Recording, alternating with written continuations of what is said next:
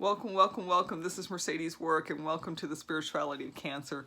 I wanted to talk about the spirituality today because I think when we're in the midst of a cancer experience, what ends up happening is we can easily get caught up in the things that are happening around us, the sense of urgency, sometimes real, sometimes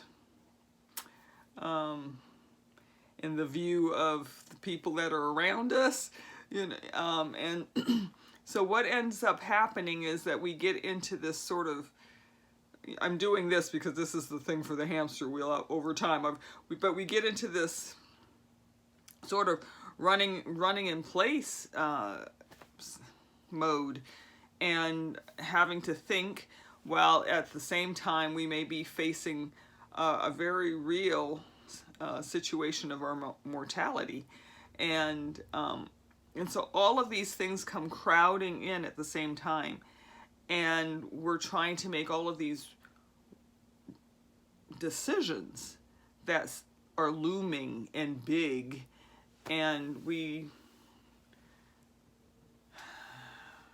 can get overwhelmed, not feeling well, just not feeling well, and dragging, fatigued. And so I want to talk about spirituality because for me, and it's sort of important that you understand where I'm coming from. For me, spirituality gave me a place to go.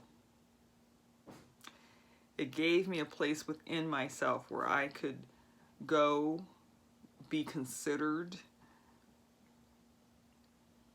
reattach, or stay in attachment, stay in alignment, those kinds of words that we use in spiritual terms, stay centered and grounded and focused, and to really listen.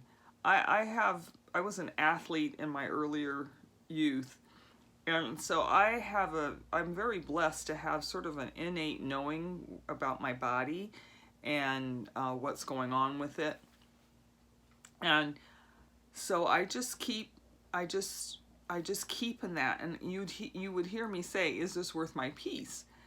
And if it was not worth my peace, then I made decisions on that, because I had this innate knowing that within me that whatever I was feeling was honored. I honored it. I wasn't looking for it to be honored in the external world. How was I going to honor myself? So my spirituality gave me a place to be, gave me a place to say, Mercedes, is this worth my peace? And how do I just come into allowing my knowing to come forward, allowing the knowing of what was best for me to come forward? So for me, spirituality becomes this innate knowing of this deeper sense of peace, and that peace can be labeled as God, divinity, the infinite mind, spirit, source, divinity.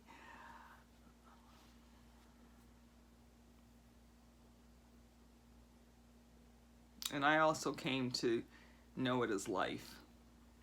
I knew as long as I could feel that sense of peace, that there was life flowing through me.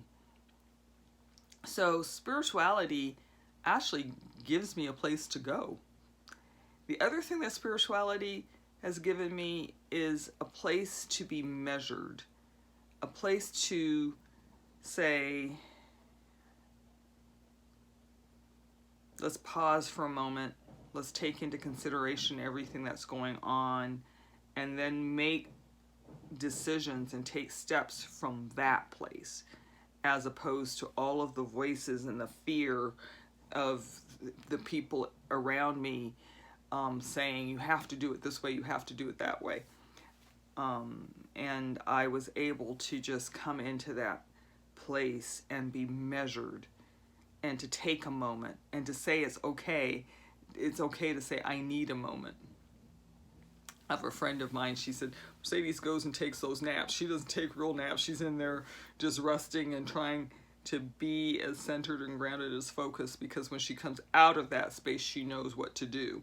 That is all that I've gotten through the practices of my lifestyle. And it is a lifestyle. The other thing is, it is a lifestyle. So within that lifestyle and within that sort of mindset and heart set of it being a lifestyle, it's not work. So I only put into place spiritual practices and safeguards. I'll talk about the toolkit on another video, but within the toolkit, there are things that I would go to, verses, diaries, journals, entries, things that I wanted to remember, inspirational cards, anything that could sort of help jumpstart me out of a bad moment, right? So that's really important, and the subject for another video. But it allows me to take these measured and considered steps. The other thing that spirituality has given me has been this place of strength. And I call it strength, tenacity, audacity, spiritual strength, spiritual tenacity, because when I want to make a decision that's contrary to the popular opinion, contrary to what maybe people may be expecting in a situation like this, then I can move forward. And I have the inner strength and the inner I'm audacious, you know. The culture of I can came out of that audacity, because at the beginning, you can't walk up the stairs, you can't take a bath, you can't. And in some cases, the physical reality was I couldn't. You know, I was not strong enough. It was really real. There was 8 steps between me and the bathroom, and I lived by myself. And so those 8 steps would sometimes loom very large in my psyche. But I was able to have a place to be and to say I can. And even if the I can was an imagining, even if the I can was a vision, even if the I can was, I'm going to swing my legs up off the side of this hospital bed and I'm going to sit up for a few minutes. I'm going to breathe. I couldn't breathe. So I'm going to just feel the air. Spirituality gave me a sense of life beyond anything that I could orchestrate for myself. So the breath was happening, digestion was happening, the heart was pumping. There was all of these things. I can breathe. I can live. My heart is pumping. This is going to sound gross, but I can poop. If you've been in the hospital, you know they're trying to get you to poop all the time. You know, and you know I can poop. There's we started.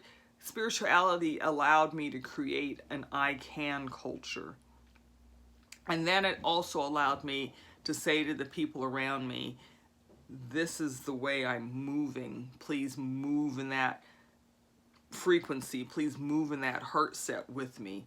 I can." So my sister used to say to me, I remember one day very clearly, I was in the hospital bed, which is downstairs, and there was 12 steps, and I hadn't had a bath in, I hadn't had a bath in forever. I mean, it just seemed like a whole lifetime. I hadn't had a bath, and my sister called me to check on me, and I was crying, and she said, "What is wrong with you?" You know, I was having a moment, right?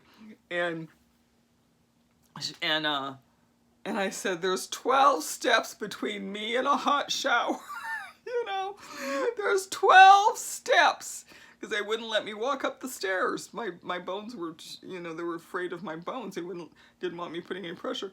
And she's like, "Get your ass out of that bed and get up those stairs and go take a shower." Of course you can, you know.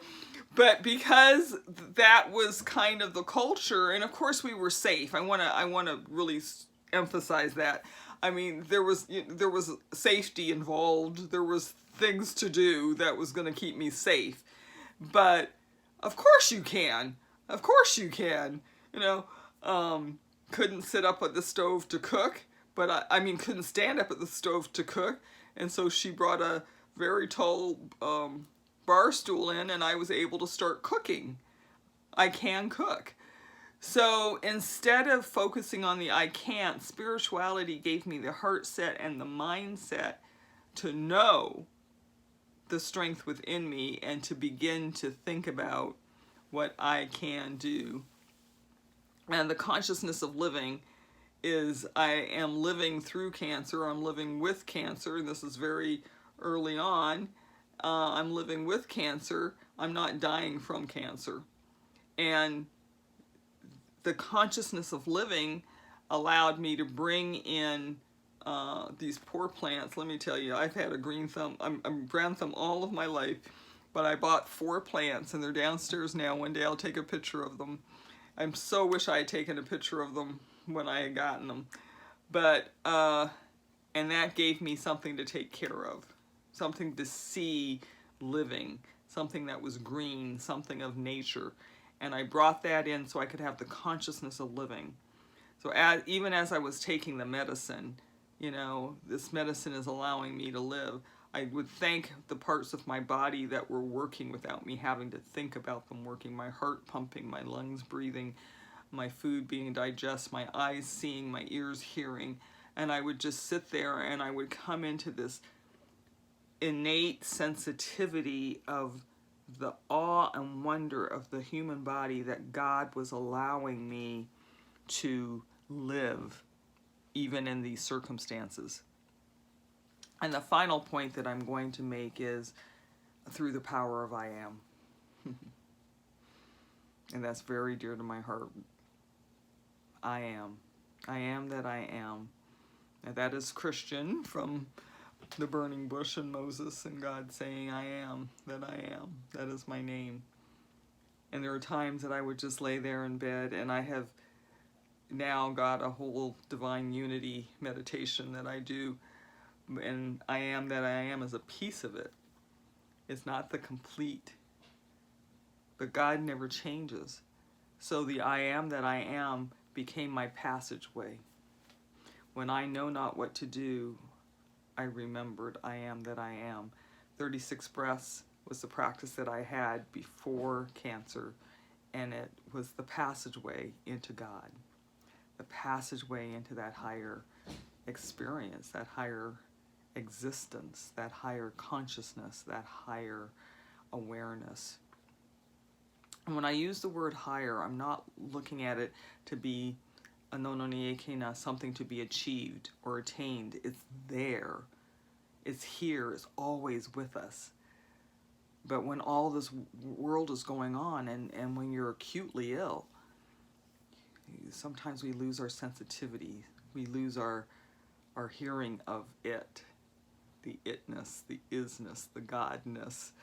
We lose our hearing of it. We lose our feeling of it. We lose our sight of it. And so, through the power of I am,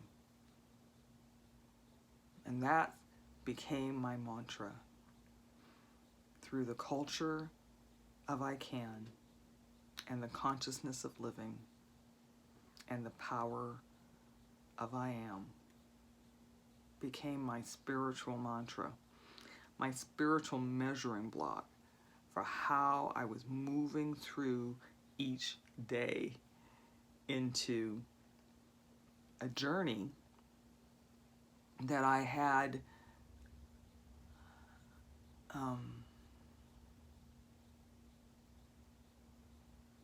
I wouldn't say I had to experience, but in some ways I feel that way because cancer has been a real blessing as far as me becoming more insightful and blessed and happy in my life.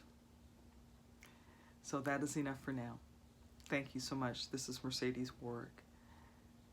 May you know the divine intimately. Namaste.